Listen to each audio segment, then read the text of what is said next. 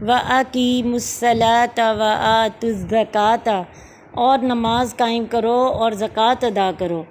نماز اور زکوٰۃ ہر زمانے میں دین اسلام کے اہم ارکان رہے ہیں، لیکن یہود میں نماز باجماعت کا اہتمام نہیں تھا اور ان کی نماز میں رکوع بھی نہیں تھا۔ یہود نے نماز ادا کرنا بالکل چھوڑ ہی دیا تھا اور زکوٰۃ ادا کرنے کی بجائے سود کھانا شروع کر دیا تھا۔ اس آیت میں انہیں تنبیہ کی جا رہی ہے کہ اب تمام امور میں نبی آخر الزمان کی اتباع کرو۔ اس آیت اور اس سے اگلی 3 آیات میں خطاب یہود اور مسلمانوں میں مشترک ہے۔ ہماری شریعت میں بھی نماز باجماعت ادا کرنا بہت فضیلت رکھتا ہے اور بلا عذر ترک جماعت کبیرہ گناہ ہے، جیسا کہ احادیث سے واضح ہوتا ہے۔ حضرت عبداللہ بن عمر رضی اللہ تعالیٰ عنہ کہتے ہیں کہ آپ صلی اللہ علیہ وسلم نے فرمایا، جماعت کی نماز اکیلے شخص کی نماز سے 27 گنا زیادہ فضیلت رکھتی ہے۔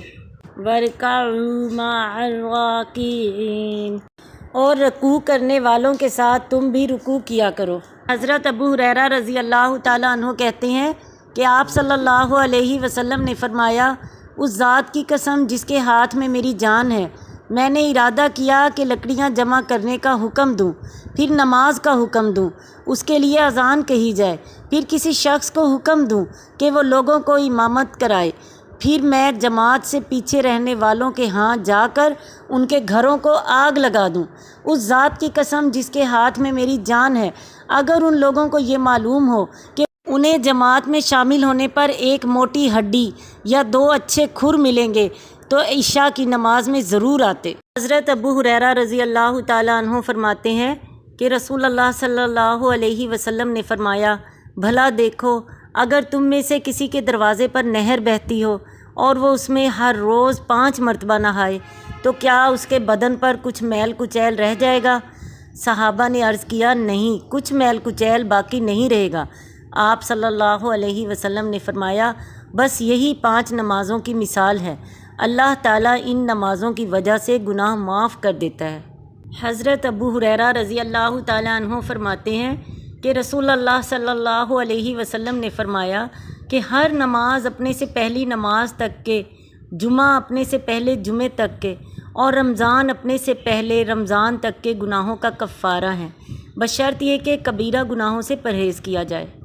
حضرت عبداللہ بن عمرو بن عاص رضی اللہ تعالیٰ عنہ کہتے ہیں کہ ایک دن رسول اللہ صلی اللہ علیہ وسلم نے نماز کا ذکر کرتے ہوئے فرمایا، جس نے نماز کی حفاظت کی اس کے لیے نماز قیامت کے دن نور، برہان اور نجات کا باعث ہوگی، اور جس نے نماز کی حفاظت نہ کی اس کے لیے اس دن نہ نور ہوگا، نہ برہان اور نہ نجات، اور قیامت کے دن وہ قارون، فرعون، حامان اور ابی بن خلف کے ساتھ ہوگا۔ حضرت انس بن مالک رضی اللہ تعالیٰ عنہ کہتے ہیں کہ ایک شخص رسول اللہ صلی اللہ علیہ وسلم کے پاس آیا اور کہنے لگا، میں نے حد کا ایک گناہ کیا ہے، مجھے حد لگائیے۔ آپ صلی اللہ علیہ وسلم نے اس سے کچھ نہیں پوچھا، اتنے میں نماز کا وقت آ گیا اور اس نے آپ صلی اللہ علیہ وسلم کے ساتھ نماز پڑھی۔ وہ شخص پھر کھڑا ہو کر کہنے لگا، یا رسول اللہ صلی اللہ علیہ وسلم، میں نے ایک حدی کام کیا ہے، آپ صلی اللہ علیہ وسلم کتاب اللہ کے مطابق مجھے سزا دیجیے۔ آپ نے فرمایا، کیا تو نے ہمارے ساتھ نماز نہیں پڑھی؟ وہ کہنے لگا، ہاں پڑھی ہے۔ آپ صلی اللہ علیہ وسلم نے فرمایا، تو بس اللہ نے تیرا گناہ اور تیری سزا کو معاف کر دیا۔